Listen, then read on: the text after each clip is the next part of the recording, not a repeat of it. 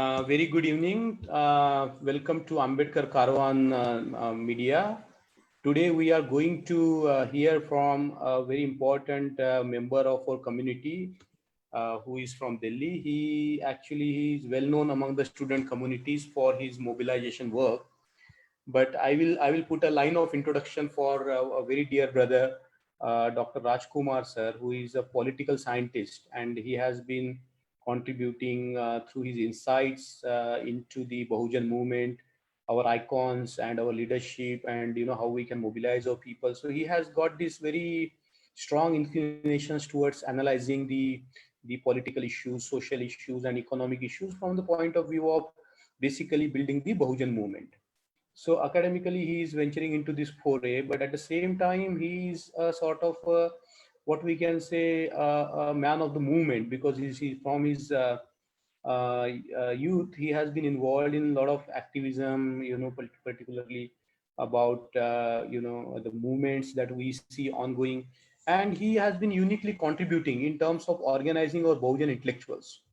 So one of his contributions is to really link up the Bahujan intellectuals from all over India, and he's like trying to connect the dots between the academicians across our country and bring them together, discuss with them, and form that kind of a perspective on our politics and our economics and our sociology.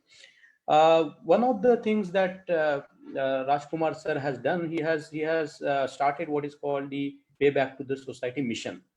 So as a mission, they are supporting the Ambedkar libraries where our students can go and study and appear and prepare for the competitive examinations, and also prepare for higher education. So sir has been putting a lot of his energies into setting up the small institutions, the libraries, so that our students can benefit from having access to such spaces where they can think through things, where they can build their career. So sir is like working in all different areas. He's based in Delhi. So sir, a very warm welcome to you today. Thank you, Mangesh. Thank you very much. And Jai Bhim, sir. Jai Bhim. Jai Bhim to So all friends. yes, sir. So I would like to request Rajkumar sir to kindly talk about this very important issue as to how we can organize the Bahujan intellectual. What is the necessity of organizing the Bahujan intellectuals, and why we need this mobilization of the intellectuals, particularly among the Bahujan communities. So without Yeah. taking much time, I request Rajkumar sir to please begin his presentation, sir. Yes, Mangesh. Thank you very much for bringing me here and giving this opportunity to discuss some of my ideas, some of my views. Actually, though not very well organized, but still I try to make it. See, what actually you are proposing? You are proposing to uh, organize the organizers kind of thing. Those who actually not organizer in terms of the normal sense of the term, but those who actually create ideological organizations, those who create ideological entities in terms of their interaction with larger community in a sense. Most of us are in the universities or in the colleges or in different academic institutions and have larger interaction at the masses, at the students or at the activist level. So this way, it's very important on our part to, as also rightly assumed, that not only now we are in a process of learning, but now we are in the process of actually teaching also, actually in a process of imparting learning. That way, it becomes quite important. So I'll take 5-10 minutes on the kind of importance the intellectuals have or kind of actually uh, purpose they are having. Otherwise, it would be difficult to have a meaningful discussion. I understand that education, particularly in India, has not been just a means to livelihood. Education has been a means, in fact, an instrument of dominance, an instrument of power, an instrument of prosperity, an instrument of prestige. So an instrument of almost all those strategic resources by which you can have a dignified life, not only a dignified life, but also a very domineering life. So in India, it has been all through education that society has been controlled. We can very well have so many examples in the society how even those who are controlling every paisa are or each inch of the land are somehow dominated by the class which has been educating or which has been educated class in this country. So education is simply not just a means to livelihood, but it is a strategic resources in this country. And I would say this is a resource to control, to create, maintain, and preserve the hegemony. That way, it has been exclusive preserve of few. Those few have not allowed percolation of this resource. Resource means education, especially teaching to rest of the society. They have maintained absolute hegemony. They have never allowed any other so-called outsider to venture into this exclusive preserve. So they understand it so well.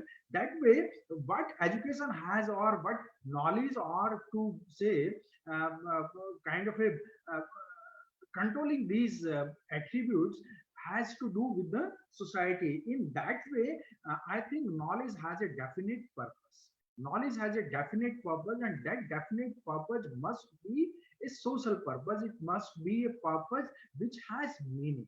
Meaning not in terms of your own individual self, but meaning in terms of your own social being. You are not just a person, you are not just an individual, you are a social self.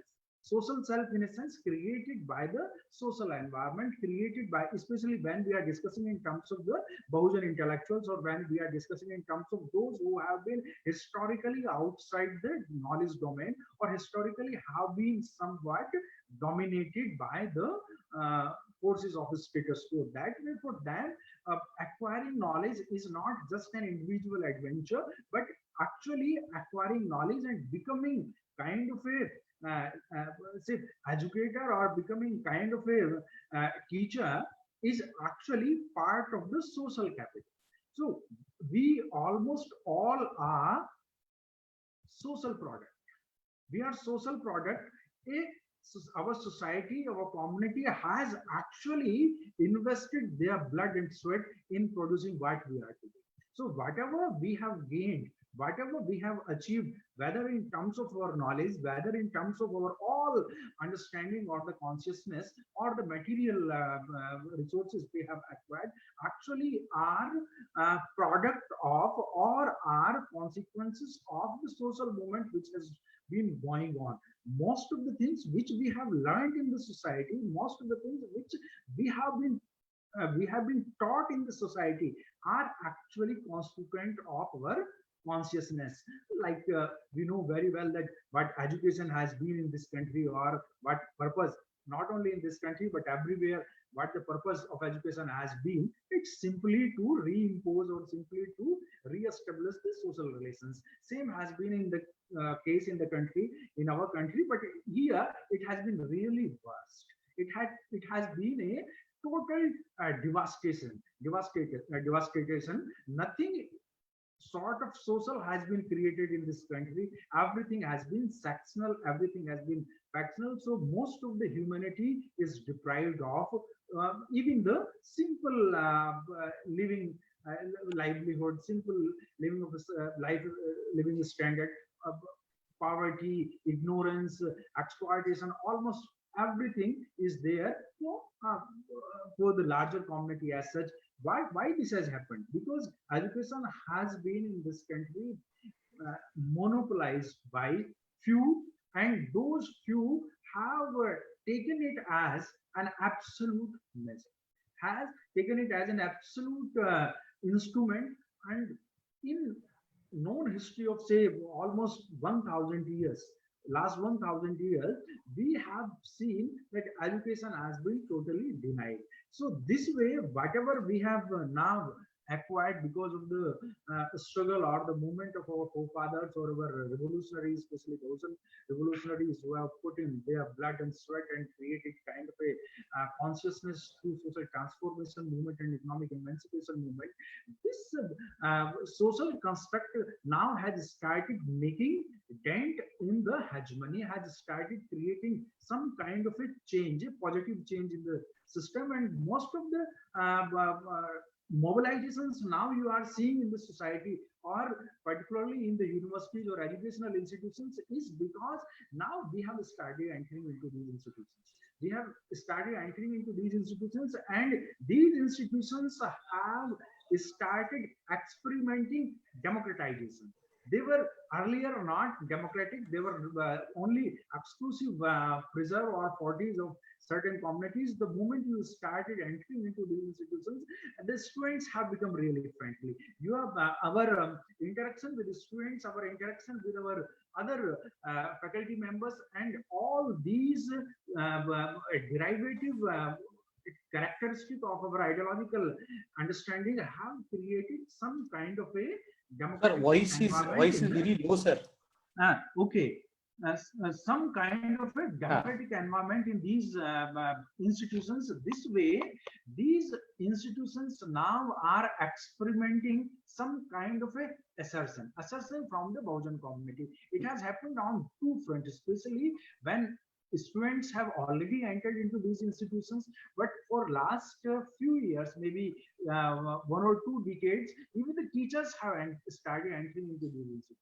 Once teachers have started entering into these institutions who are product of the social movement, because whatever education was given to us in the school, universities or colleges was of not social utility, but it was of a particular status quo nature. But because of our understanding or our organic link with the community at large or the social movement at large, some kind of a ideological consolidation has taken place. The movement which started with Jyotiba Phule, Savitribai Phule, and so many other social revolutionaries, different part of the country, who have taken education as the prime mover. Almost all social revolutionaries have created institutions of educational institutions, whether it was because it was in a primary stage, and most of the leaders have created as primary schools or the intermediate schools. But if you come to the Baba Sahab or say the person like um, Krishna Vadiyar, they have created colleges, universities, and a person like Sahuji Maharaj who created lot of residential schools or colleges or the hostels. That way, now our entry into these institutions has destabilized the so-called uh, uh, stability, so-called status quoism of the Brahminical system or Brahminical social order. Now there is a talk of, or there is an increasing uh, uncomfortness. There is a increasing assertion on our part. Therefore, they have started some kind of a dismantling. They are now they have started a move that these educational institutions, especially the higher education institutions, should should go to the way primary education in this country has gone. So it should be privatized, it should be dismantled. These kind of things are happening, but I'm quite confident, and I'm also positive on that account, that our entry, though it has not been really substantial, but it has made some kind of an impact, a democratic impact. And now, if you see the kind of statistics we have, there are around 15 lakhs teachers in the higher education in the country. 15 lakhs teachers, where you have private institutions, you have government institutions. Out of these 15 lakh institutions, 15 lakh teachers who are teaching in different colleges, universities, and other higher education institutions, our share means the constitutional share should have been around 7.5 lakhs. Though it is very minimal, maybe we are 1.5 lakhs or so in all the institutions, including scheduled caste, scheduled types, and obviously, which is far below the our required strength or our constitutional position. But nonetheless, this number is very huge. If you see 1.5 lakh teachers in different universities and college, and if they are ideologically committed, they are convinced of their social surroundings, or if they are having some kind of a conviction or social obligation, it creates a lot of positive energy. That is what has happened in some of the universities now. Because of these teachers or the teachers in this classroom, they bring some, they bring democratic ethos with them. They bring kind of a ideology of equality, liberty, and justice. That way, our classrooms are becoming places where not just which Paul Ferrero calls a banking system, but our classrooms are becoming, or our educational institutions are now becoming kind of a liberative institutions, like even John Dewey, which calls like institutions are becoming more and more democratic because of our presence in these institutions. That way, role of our intellectuals has become important. Role of our intellectuals, particularly coming from the Bahujan background, particularly coming from the oppressed or marginalized background, has become very important. And we cannot actually confine ourselves to the few. We cannot confine ourselves to the just few individuals in terms of whether it is our, say, family, or whether in terms of our special community, but as an instrument of change, as an agent of change or harbinger of change, we need to expand ourselves. We need to expand our ideology, and it is where the question of organization of Bahujan intellectuals. Organization of Bahujan intellectuals, I would take in two sense. Actually, organization of the human resource is one part, but before that we start, we actually need to have some kind of a uniformity in terms of our ideology, in terms of our understanding. If we have uniform ideology or uniformity of purpose, then only there can be some kind of organization or human organization. So though we are having now, say in university like Delhi University, we are having around 2.5 thousand teachers. It's just from the scheduled caste and scheduled types, another 1,000 from the OBC category. So around 3.5 thousand teachers from scheduled caste, scheduled types, and OBC in Delhi University. But because we do not have that kind of an ideological affinity, we do not have a symmetrical purpose, we do not have an identical purpose. Therefore, there are differences. There are issues of either we say it's unorganized or scattered or not. United. Why it has happened? It has happened because kind of education we have received in the so-called normal institutions, that education has created some kind of a corrupt form, some kind of a corrupt understanding. Like we can just have an example that these educational institutions, so-called mainstream educational institutions, are hell-bent upon creating Prahalads. Prahlad, I'm taking from a mythology. So they are creating these kind of a Prahlad who are more so interested in becoming their well-wishers, in having their space within their ideology or others' ideology. So this kind of a corruption needs to be corrected, and that can only be corrupted not inside the classroom, but it can be corrected through a powerful movement outside the class, powerful mobilization or assertion outside the class. And those of us who have actually become little bit active or creating some kind of a momentum are product of these social movements or social surroundings around us. That way, things are little bit more positive, little bit more interesting. But these networks of intellectuals, if our ideological base have certain ideological understanding, say we have few things. So only one important issue I will raise, and then we may go to discussion. This is that we have already reached, we have already resources in terms of our historical movement. We have resources of our forefathers, ideological resources. intellectual resources we have. What we actually need, we need to have reach.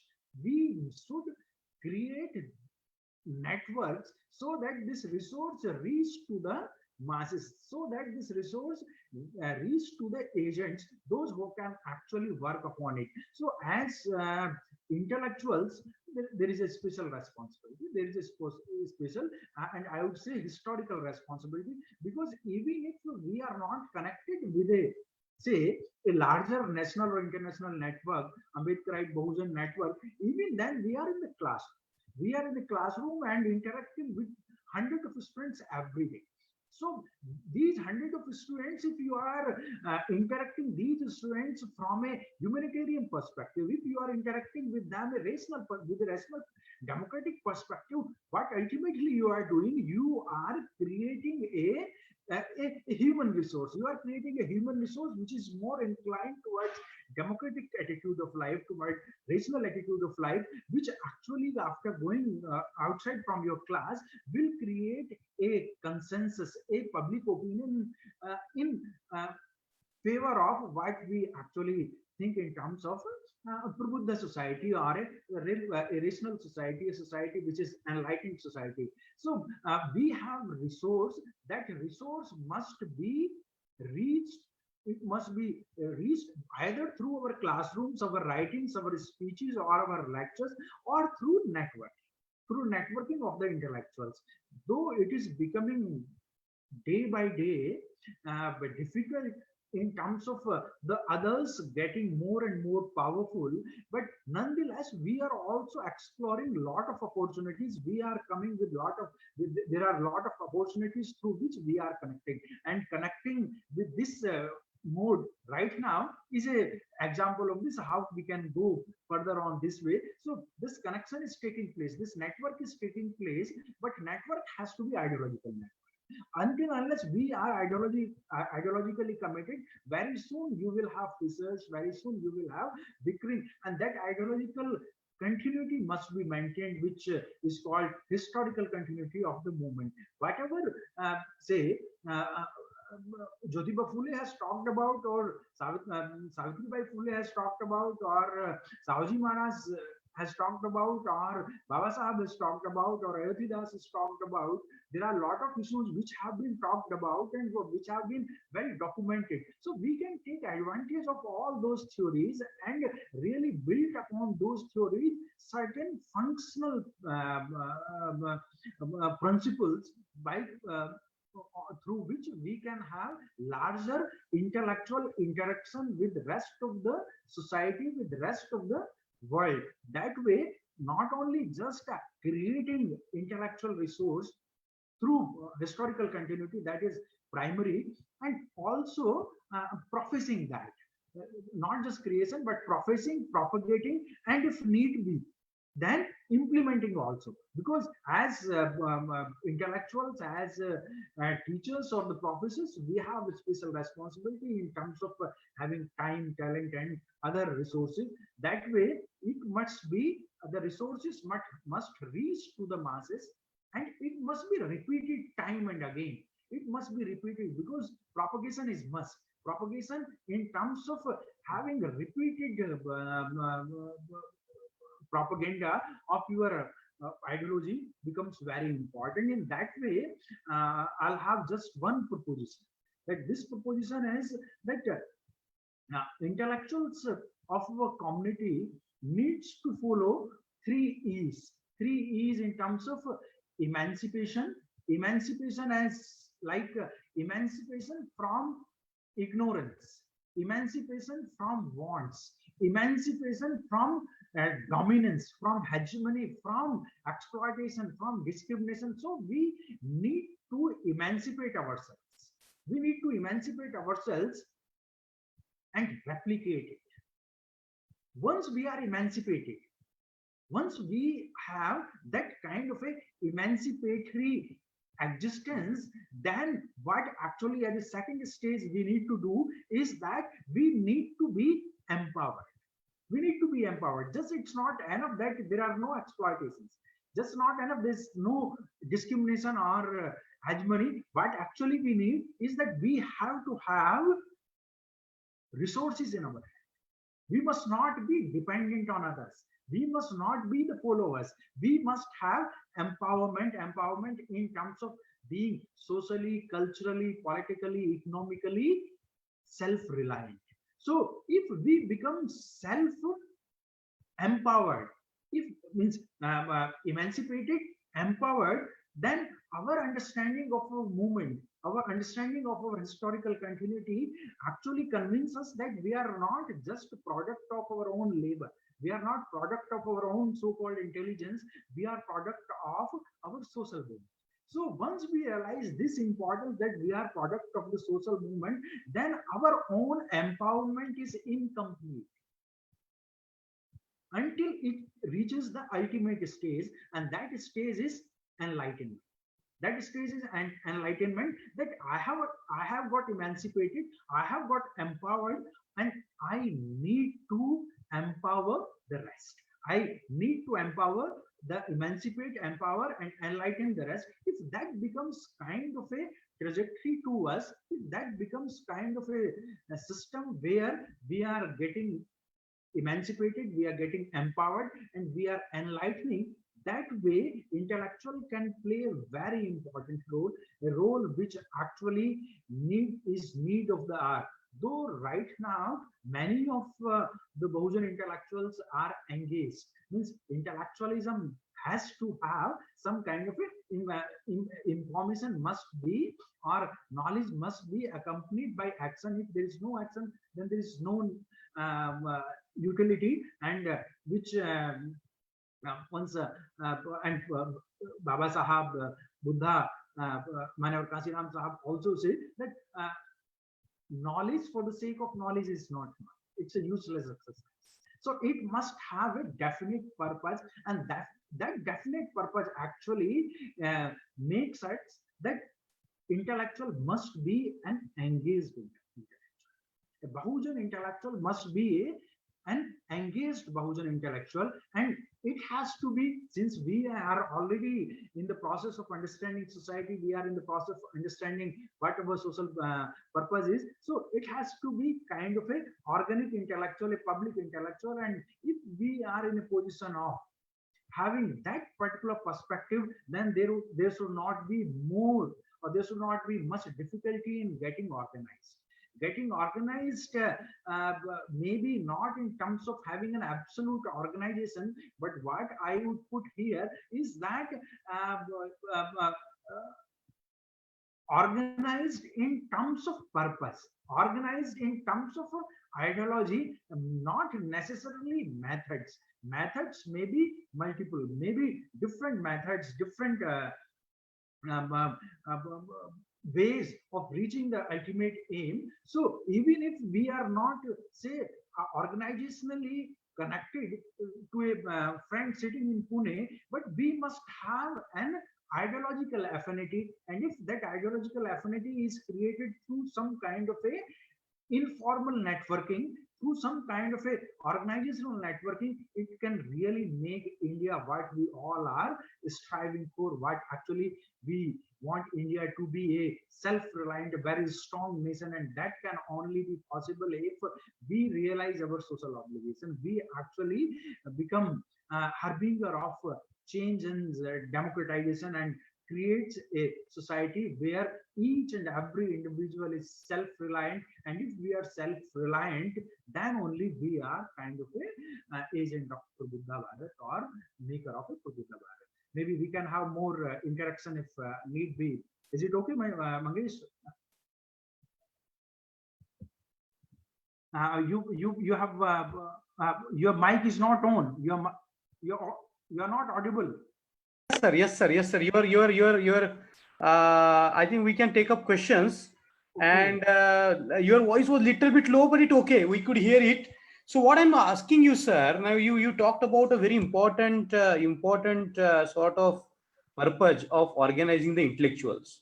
And Baba Sahib Ambedkar said that without an intellectual class in the community, you cannot have the emancipatory project.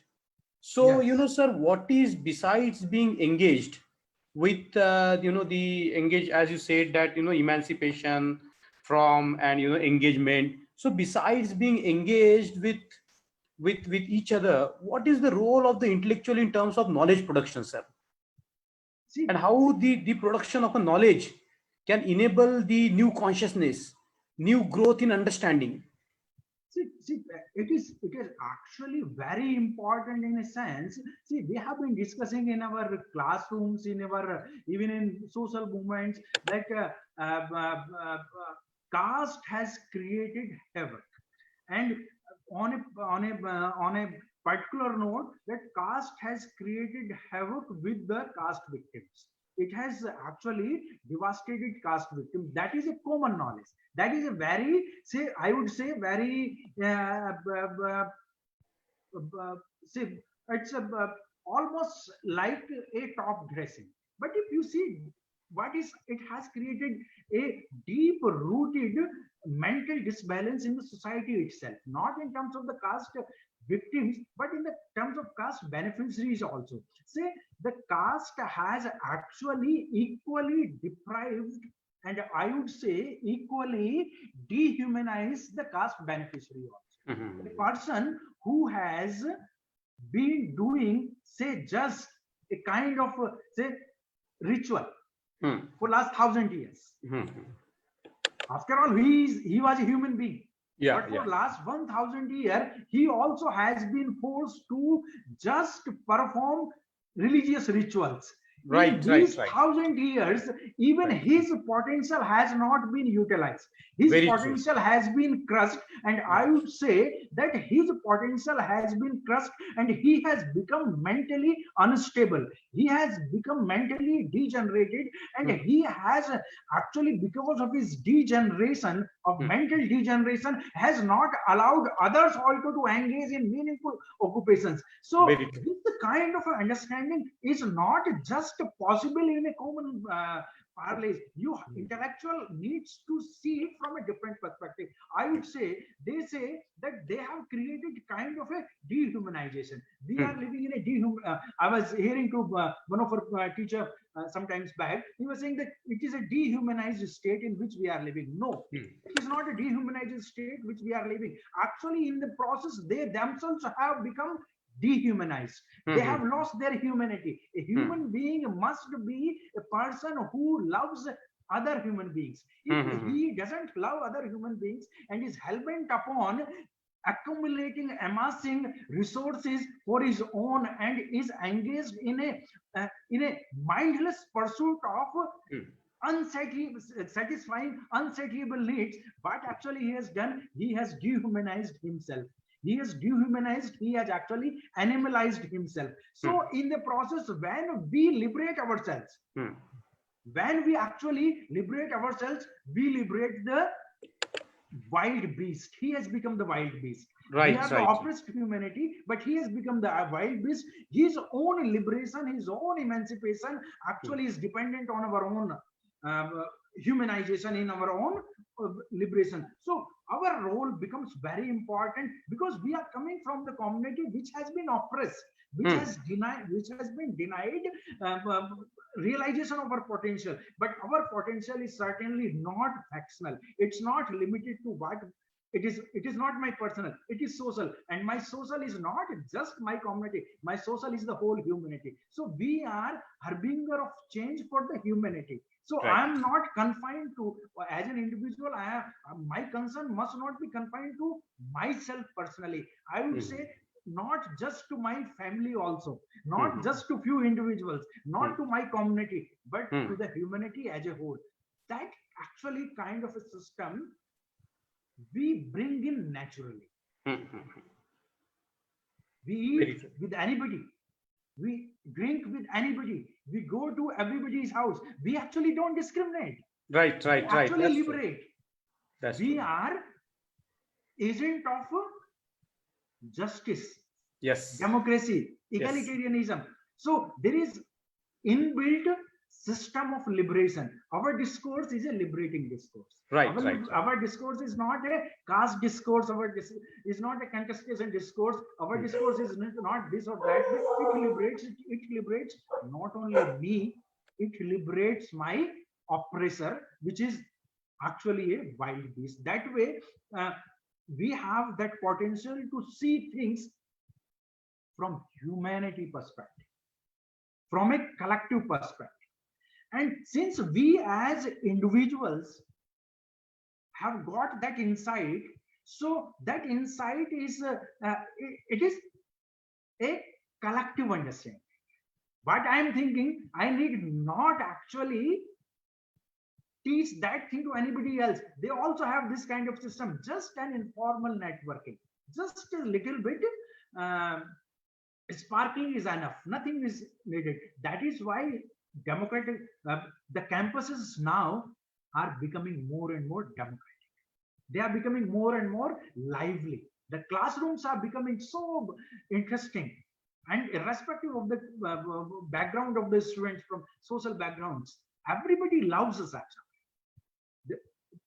Means it would be self-boasting, but almost all of us are the favorites, because your language is so soothing, your language is so liberating. That's the way the knowledge production has got to do. And this knowledge production is not something which has been taught to us. It has not been taught to us. It is there in the society. It is there in my family. It is there in my personal relations. Everywhere it is there. Just that since we are into academics, or we are into a system where you need to have formal kind of a mechanism. So of course, but when we are there in the system, it is bound to be, it is in no way, it cannot be stopped becoming more and more humane and safe. Yes, Bilal. The important points that you made today, and it goes back to Mahatma Jyotiba Phule, when he talked about how the Bahujan students face the discriminations when they enter into the classrooms, because the teachers come from a particular background and they are very much prejudiced, and because of their prejudices, the Dalit Bahujan students find it very difficult to sit in the classroom. So now, as you are saying that there, with the entry of the Dalit Bahujan teachers and professors in the university spaces, in the college spaces, you think that that has given a kind of confidence and security to the Bahujan students who are entering into the campuses? Because I remember that when I was studying, there were not a lot of Bahujan teachers in my college, and we know how fearful we used to be, because there was nobody to listen to us. So, sir, in that context, when this lot of Bahujan teachers, at least some Bahujan teachers are entering into the university spaces, do you think that that gives a confidence to the Bahujan students to, uh, because otherwise we know that the university spaces can be so contriving to the people, they are the dens of caste system. So, how do you see, this? See, as a teacher, I can really say with confidence, with the surety, that our entering into the institutions has actually given a lot of hope and aspirations. Just you need not to actually expose your social identity in your class. Your vocabulary, your attitude, your understanding, right. So comforting. It's so enthusiastically received by the students that they become a cell of energy. And right. And the moment you become friendly, the moment you become approachable to them, the whole potential comes. That's what actually we are seeing. Though number is not really very substantial, but even a one person, one teacher in a class can make a lot of difference. Though maybe we are just 10% of the whole lot in the system now. But even one person, I would say not even 10, one is sufficient. One is able to create that kind of a wave of confidence. And that is happening. That is happening because it's reassuring. It's reassuring that yes, there is somebody. Yes, there are people. In that way, one important thing I would like to say, Mangesh, actually, the kind of environment we are living now, Hmm. living now means for the 1,000 years, Hmm. it's a very hegemonic environment. Yeah, hegemony. It's a very hegemonic environment, but in this hegemonic environment, we really did not have much of a collective fight. So Right.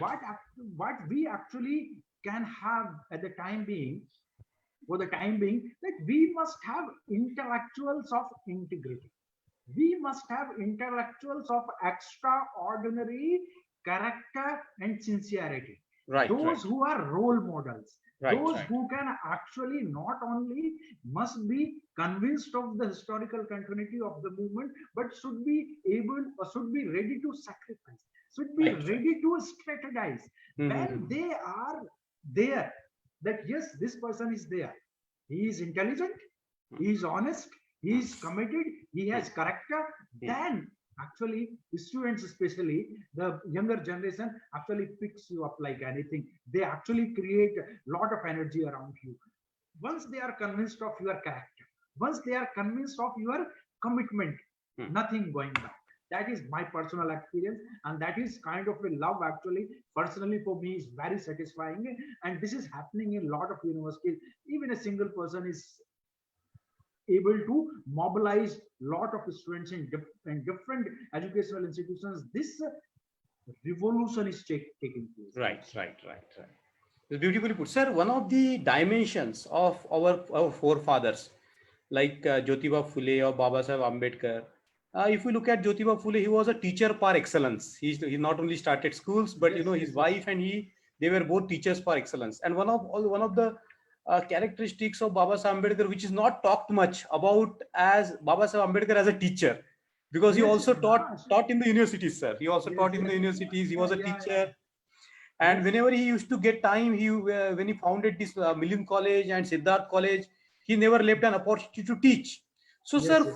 for the social transformation, how important it is to have this attitude of being a teacher.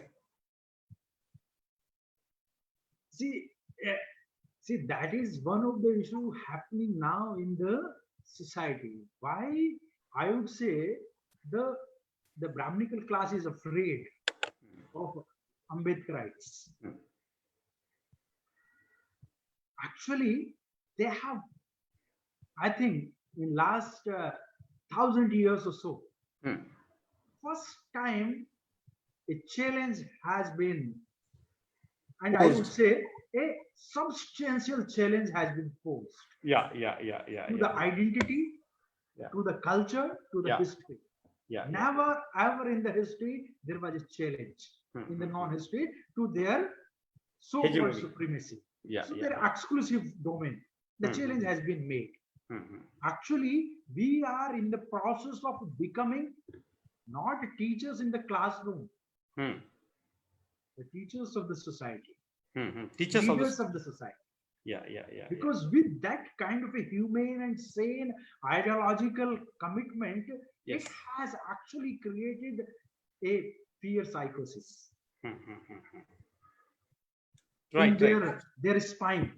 They are really now shivering that this fellow, this Sambitkarite fellow who has a social commitment is actually unmatchable in energy, in commitment. That is something very important. So it's not just becoming teachers. We are becoming teachers in the classroom, and we are fantastic. Most of us are fantastic. There's no doubt about it. We are good communicator. We have a lot of and see, we are not into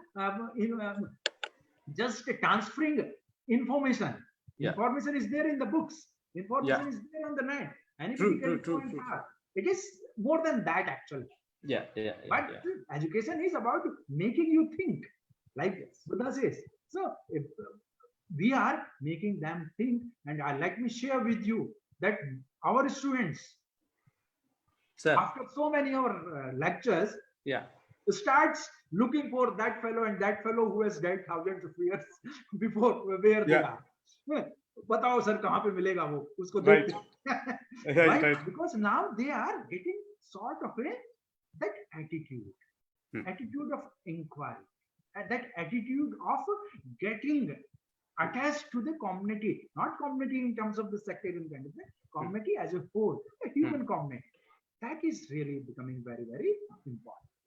Right. So, sir, you are one of the persons who tries to organize the Bahujan intellectuals, Yes. and you try to bring them together from Yes, all yes. over the places, and North India, South India, Yes.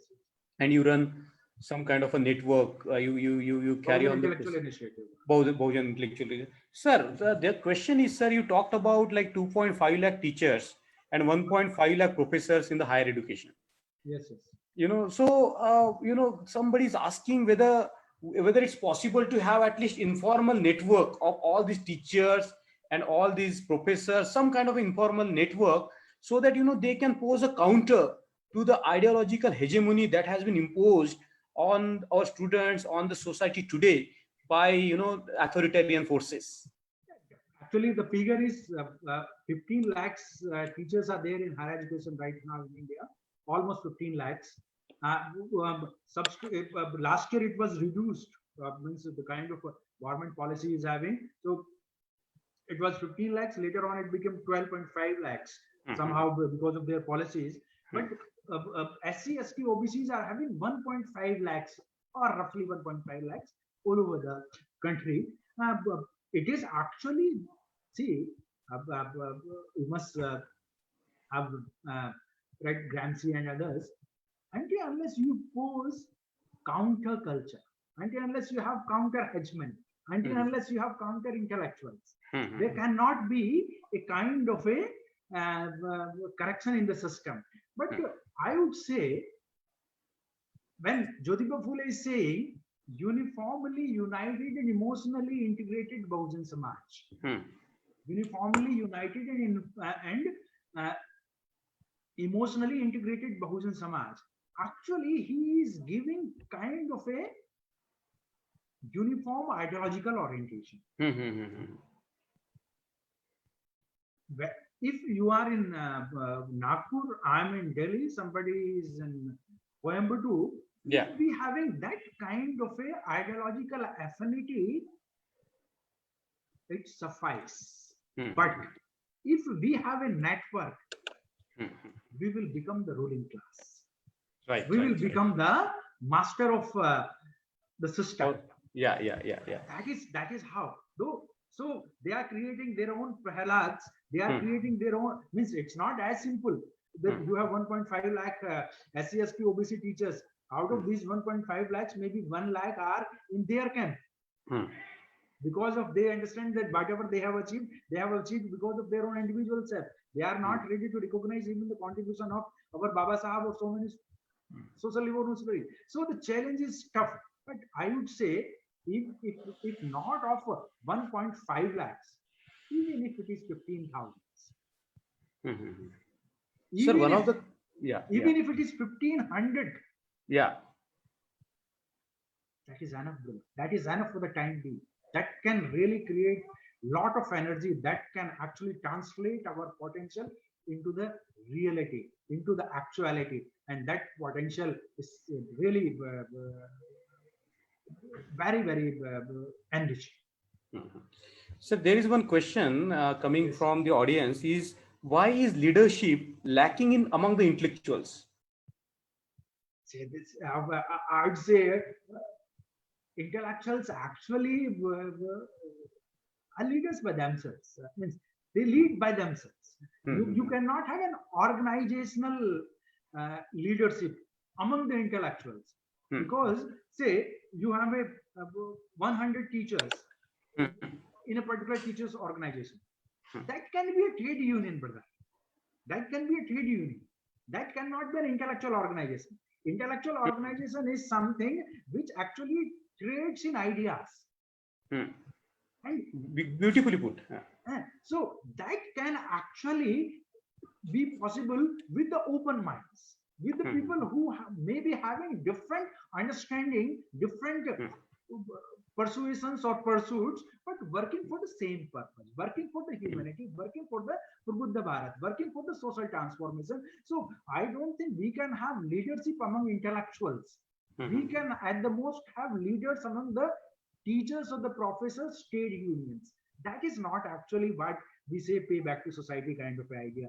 Pay back to society is something, though I may have an organization, I may have a kind of a network, but that network doesn't work for the members. That network works for the society, and that society has already created some kind of a ideological contours for me to work. So my intellectualism or my intellect is no way going to be different from the intellectual contours created by my forefathers. So I'm actually cannot produce anything, Mangesh, substantial. I cannot produce anything other than what has already been produced. At the most, I can put it in differently. I can put it more sometimes in an aggressive manner, sometimes in more positive manner, sometimes in a more devastating manner. That's it. But the basic resource is there. Sir, even if the intellectual leadership is not possible, leadership, the kind of leadership that is spoken of, but don't you think that there is a scope for organized intelligence where a lot of intellectuals come together and they thrash out their ideas and form kind of an organized intelligence, which is so much necessary, social intelligence, a kind of a cultural trove where the community can go back to and derive their more ideas? Yes, actually, that is how you say sharpening of the ideological components or sharpening of the ideology, sharpening of the consciousness. So for that, we need study sessions. We need actually networking. We need kind of a workable organization. Workable organization in terms of having different sessions, having different conferences, having different maybe annual Meetings kind of things where there can be agendas, short-term agendas, long-term agendas.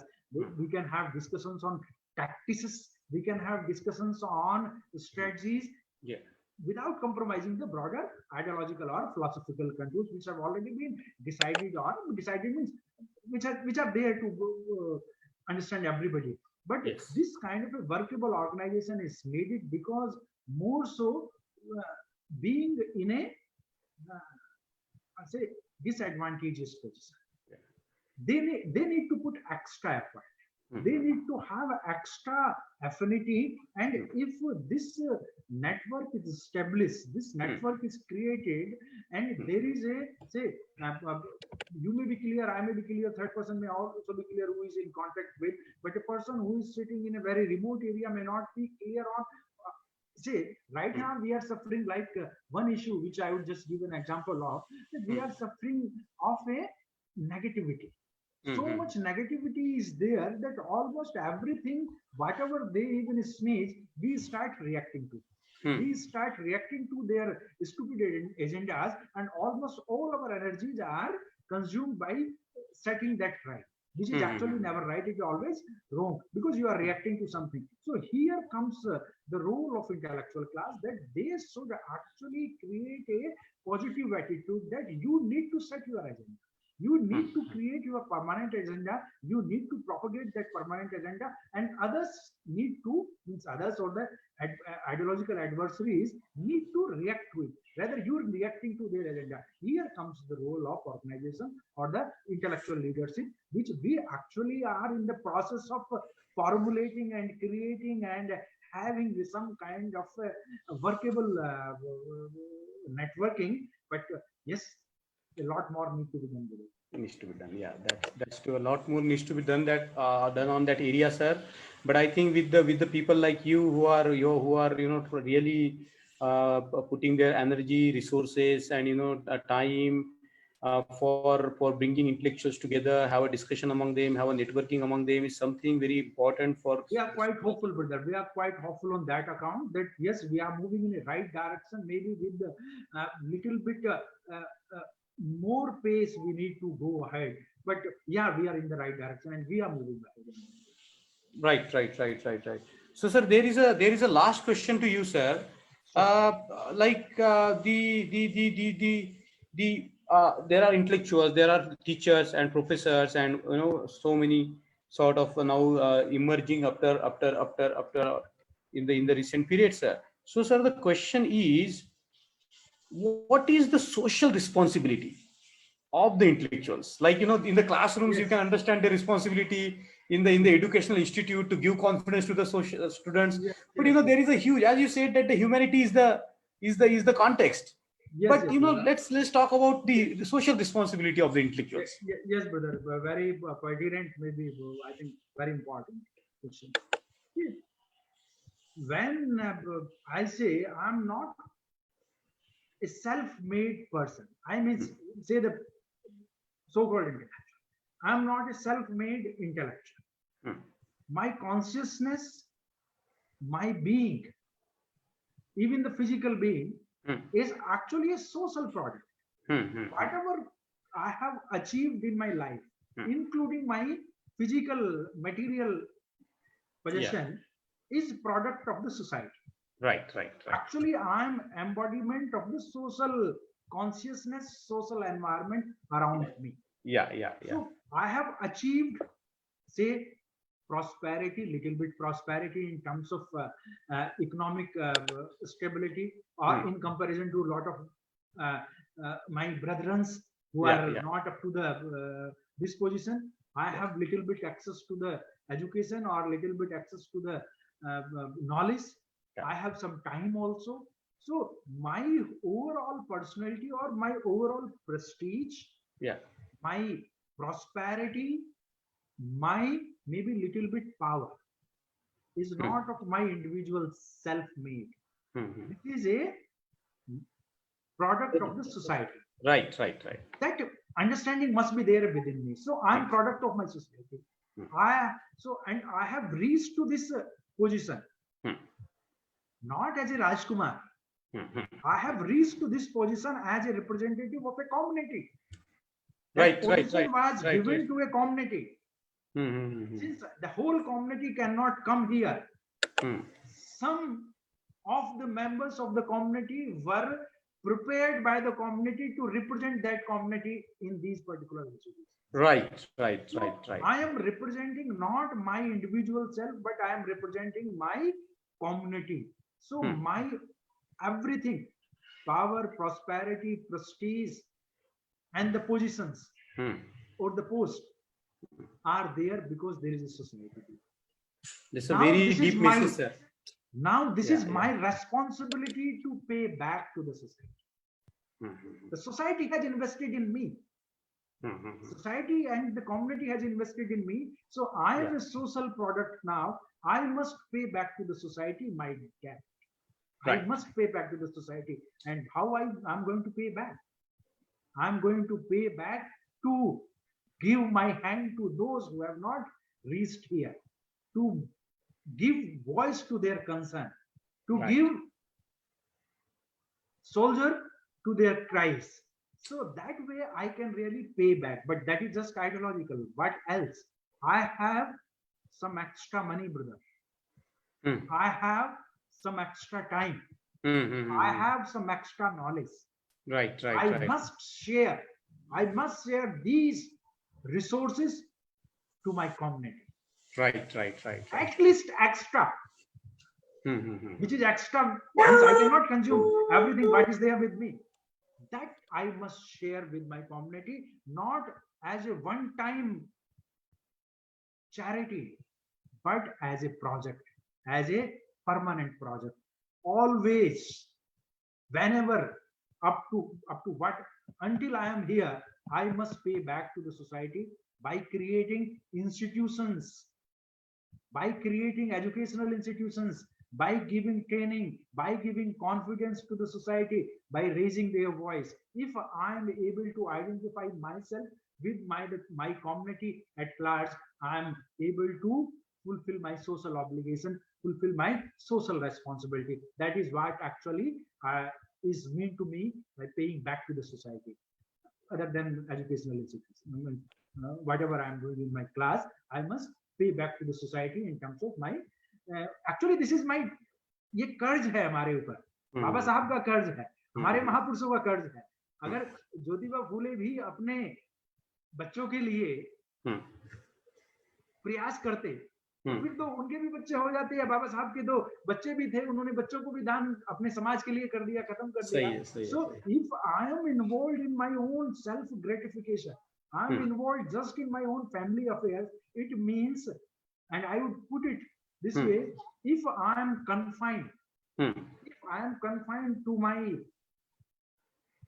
family, Right. it's a crime against community. Right. It's a crime being committed against community, because I am not created by my family.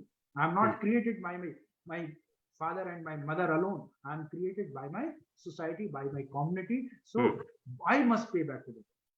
I have enough for my family. I have enough for myself personally. That is what I understand by social responsibility or social obligation, which we all have, whether we are government employees, whether we are uh, in our individual business, or whether we are whatever we are doing in the life, in politics, in economics, everywhere, because everybody has that gap. Everybody has that special obligation. We are product of our forefathers' blood. That's a very important line that you said, sir, that we are product of our struggles of our forefathers. Our community has invested so much in us, and there is a communal wisdom which has been there since we were growing up. The attitude to fight any adversity, to stand up for your own dignity. I think there are a lot of resources in the community now which can enable our people, our young people, to really go forward. Nothing should be able to stop them. So, sir, we get a lot of young listeners. So, as a teacher, as a Bahujan, somebody who is trying to organize the Bahujan teachers, what message, or what kind of what kind of a brotherly advice you would like to share with those young people who are listening to us today? Yes, brother. See, I would go to see. There is a symmetry. Actually, this is not me. I just reiterate what Buddha says, what Baba Sahab says, and what Kasiram says. Three things I will just say. You have understood the reality. You have understood the fact. That is Buddha. Samyak knowledge, education, or I would say Bamse. You have understood the fact. Now it is your responsibility to act. Right. Fact and act. That is Dhamma. Yes. That is agitation. That is DS4.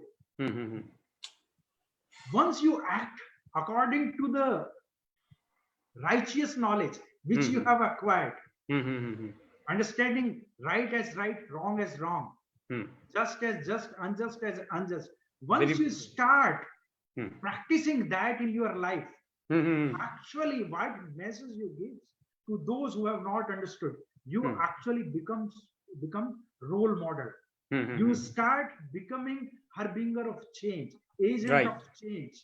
So the moment you start speaking truth in your day-to-day behavior, the moment you start supporting just, opposing unjust, very good, claiming equality, unclaiming inequality, yes, that way you actually start practicing Dhamma.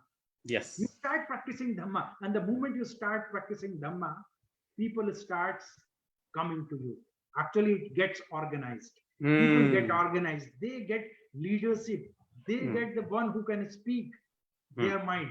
And once you give that kind of a confidence, so wherever you are, whether you are in a classroom as a student, or whether you are in a classroom as a teacher, whether you are a politician or a social activist, whosoever you are, wherever you are, you must speak truth. You must oppose injustice. You must support justice. Saying right as right, wrong as wrong, gives that kind of confidence to those who have not understood. Therefore, we as Ambedkarites, we as those who have understood things in a righteous manner, have that inbuilt, I would say, potential to become the leaders of the society. Wherever we are, once you start saying, yes, sir, you are wrong. See, we are in the classroom. Sometimes we say a lot of people we have been listening to. Even in our classroom, a lot of Dronacharyas are there. We have actually, after, creating havoc for the Dronacharyas in our class, we have reached here. So many times we have questioned our teachers in the classrooms. That question was there in mind of a lot of other students also. But once I said, sir, you are wrong, others who were actually fumbling. They were not able to raise that issue. They say, yes, yes, yes, you are right, you are right. That is what actually is. So once we start saying right as right and wrong as wrong, things become so clear. There is no need for so many cadres, brother. There's no need for having thousands of sessions, thousands of thinking sessions, thousands of ideological consolidation sessions. There is a need to practice. Whatever I have learned, I must practice. I must practice wherever I go. The moment I start practice, society gets start reorganizing. So educate, agitate, and organize. Buddha, Dhamma, and Sangha. So Sangha is not just few Mangesh or Rajkumar getting organized. Sangha is organizing the society on the principles of equality, liberty, and fraternity and justice. So society as a whole must be reorganized. That can only be organized through our intellectual pursuit, and that intellectual pursuit must come from our honest ideological pursuit, and that comes from our understanding of our Bahujan movement, that comes from our ideological Bahujan movement, which we have been pursuing at least for last 200 years in modern times. Rajkumar sir, it was a wonderful to talk to you, and you shared a lot of ideas about how we can organize our Bahujan intellectuals, what is the need, and at the end you give us a very pithy formula, like how knowing the truth as untruth as untruth, taking the side of the justice and not going on the side of the injustice. I see opposition to injustice is equally important. Yes. Because small just thing that it may be true that at one point we will be claiming victory, but until unless the untruth is demolished, it may resurface, which has happened in India for so many times. Ashoka's time it has happened. Because we thought that now we have won, we have actually got success, so there is no problem whatever is there. No, problem will remain until and unless that untruth is there. That there must not be any iota of untruth. It must equally be demolished at the same time. Okay. Yeah. So thank you so much for that very final pithy formula that you have expounded so well. Educate and agitate and organize, and it forms sort of a capsule of a social movement, if we can, sir. Yes. So see, yes, sir. This that trinity actually, Buddha, Dhamma, Sangha, education, agitation, organization, and I take it to the Kansiram Sahab, Bamsef, DS4 and DS2. That is at least a kind of a ideological continuity, historical continuity, and in between there are a lot of supporting blocks. Very good, sir. Very good. That was very nice conclusion, and thank you for joining, sir. And we would like to invite you again to share more of your thoughts. Sure. Yes, really, it was nice talking to you, especially the interaction system was really nice. Yes, thank you very much for bringing me here, brother. You're welcome, sir, and we would like to have you again because there is so much to learn from you. You are a political scientist. We would like to hear from you about a political analysis one day. And sure, anytime, brother. Yes. At your disposal, anytime. Yes, sir. Thank you so much, sir, and see you, sir, very soon. And thank you, listeners, for listening us today. That was our Rajkumar, sir. A very soft-spoken man, but a man of organization, the man of words. And, he has been mobilizing our intellectuals for some time. And, there is a critical mass. And as sir said, that in the future, we will organize more and more intellectuals. And, we will create a space for the honest dialogue so that people can speak truth to the power. They oppose the truth, untruth, and all that goes in the name of untruth, in the name of propaganda. We have to oppose it. And then, once we start practicing this particular system, we eventually get organized. So I think that's a beautiful formula sir has laid down. Thank you so much for listening. Actually, this one crisis which we are facing right now in our movement, brother, because the last point. Yes, sir. Please. We have leaders without engaging themselves in the social movement. Right. Actually, what it will create that only those who are engaged in the social movement, those Right. who are engaged in the struggle will become eventual leaders. Right. Leaders cannot be imposed from anywhere. Right. If they take this route, they have to engage themselves in the society. They have to be part of the struggle, and then only they will be recognized as leaders. That's true. Yes. So as you are saying that the leaders emerge out of their struggle with struggle. the That is the genuine leadership. Yes. Otherwise, there are always imposed leaders. They don't represent the society. It's fallacious, and it creates a lot of corruption. Yeah. So, sir, thank you so much for joining us today, and we would like to see you again on the Ambedkar Caravan, sir. Thank you so much. Thank you, brother. Thank you very much. Okay.